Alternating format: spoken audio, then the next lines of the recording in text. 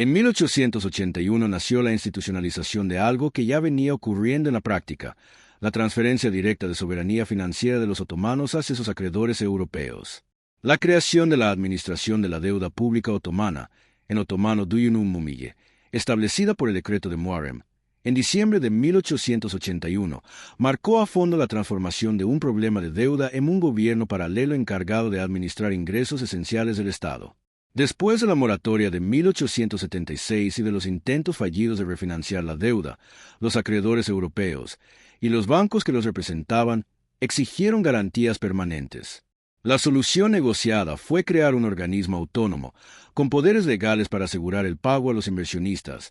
Así nació la OPDA, prevista en el decreto imperial que reorganizó y consolidó la deuda y entregó a dicha administración ingresos específicos del Estado. La OPDA no era simplemente una oficina de cobranza.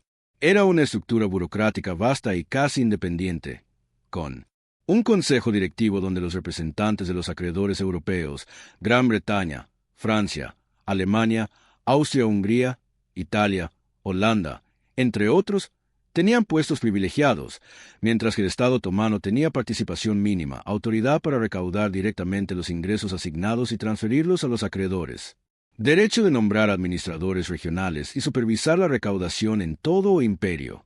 En su auge, empleó miles de funcionarios. Estimaciones hablan de entre 5.000 y 9.000, más que muchas áreas del propio Ministerio de Finanzas otomano, simbolizando con clareza su poder real sobre la maquinaria fiscal del Estado.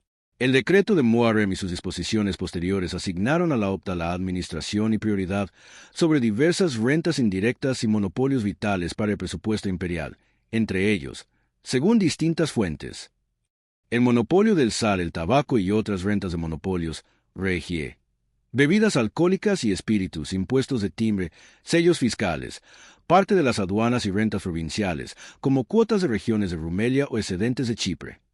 Estos ingresos representaban una porción significativa, en algunas estimaciones, cerca de una cuarta parte de toda la recaudación estatal. Es decir, el Tesoro otomano pasó a disponer de mucho menos dinero para sus propias políticas. 3 frentes de Atuacao, mucho más que una agencia de cobranza. La OPDA operó de manera decisiva en 3 dimensiones. Recaudación directa. Instaló agentes locales que acumulaban y enviaban los ingresos. En muchos lugares reemplazó por completo a la Administración Fiscal Otomana, supervisión técnica. Nombró inspectores, auditores y administradores para optimizar y garantizar la recaudación.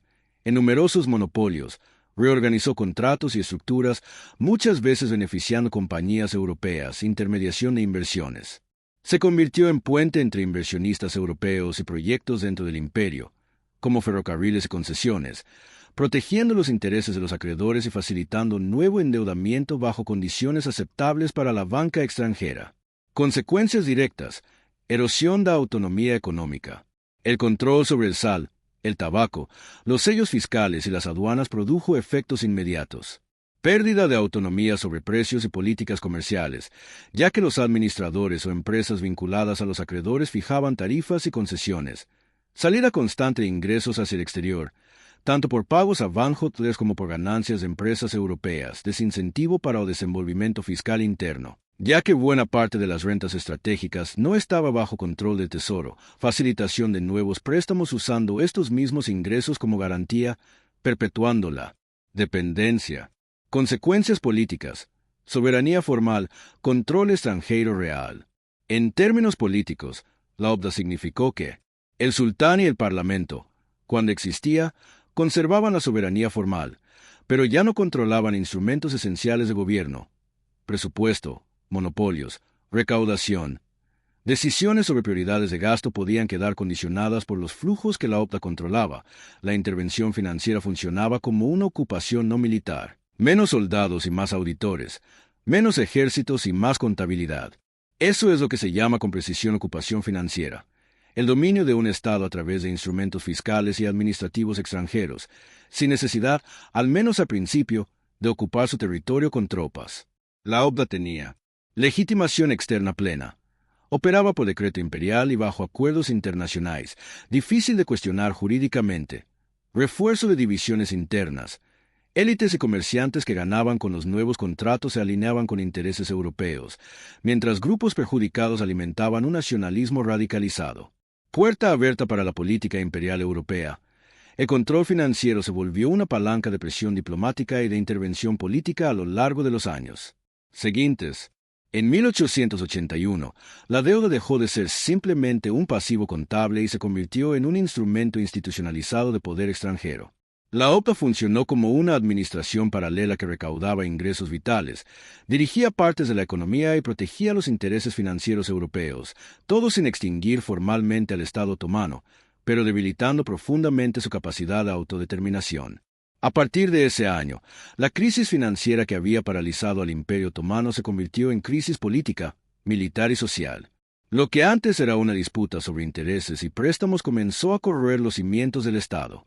La pérdida de autonomía fiscal y el control extranjero sobre ingresos internos encendieron resentimientos, alimentaron movimientos separatistas y revelaron la fragilidad de un imperio que, aunque gigantesco, estaba vivo solo en apariencia. A lógica cruel da ocupacao financeira. La regla de oro era brutalmente simple. Los acreedores cobraban primero, el Estado después. Las rentas más fáciles de recaudar, sal, tabaco, sellos, parte de las aduanas, estaban bajo control directo de la OPTA. El tesoro otomano se quedaba con lo que sobraba para mantener el ejército, la burocracia, la infraestructura y la administración civil. El resultado fue devastador. Sueldos atrasados por meses, cuarteles sin suministros, sin botas, sin munición adecuada, tropas al borde del hambre en varias provincias, unidades enteras que, sin pago, simplemente desertaban. Un imperio no cae porque pierde territorio.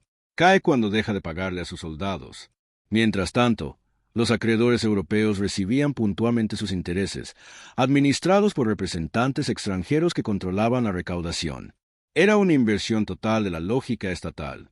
El Estado otomano existía para pagar su deuda, no para proteger a su población. La incapacidad del sultán y de la burocracia para controlar las propias finanzas erosionó la autoridad política. Funcionarios públicos pasaban meses sin salario, comerciantes debían pagar impuestos a dos gobiernos. El Estado y la OPTA, las clases urbanas educadas, veían al imperio como un títere de los intereses británicos y franceses. El gobierno parecía incapaz de gobernar, atrapado en decretos financieros que priorizaban a acreedores extranjeros.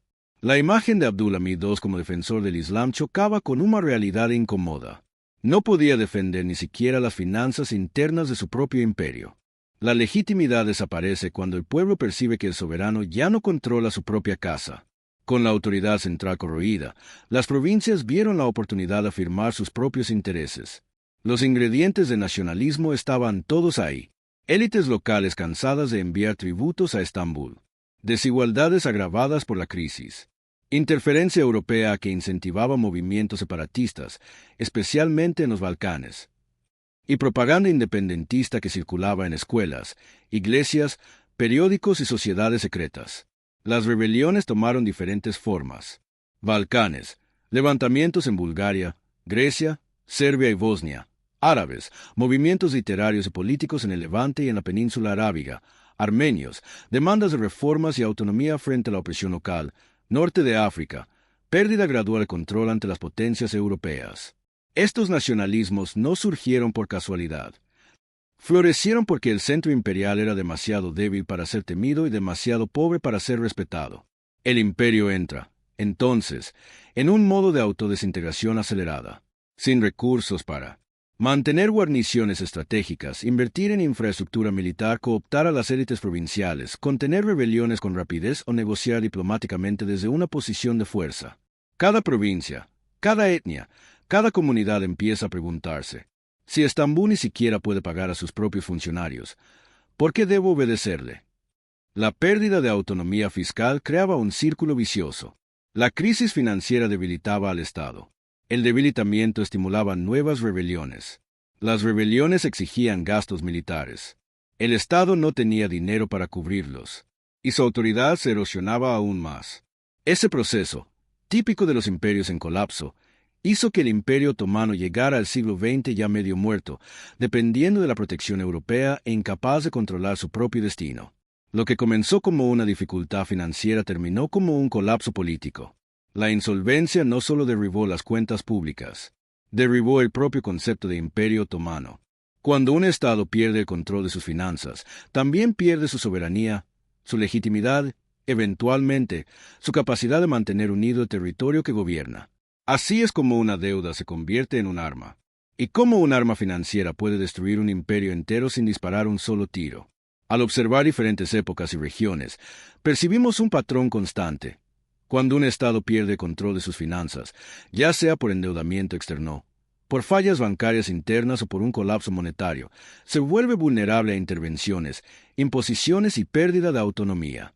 El Imperio Otomano no fue una excepción, fue solo un capítulo más de este fenómeno global. Veamos los paralelos.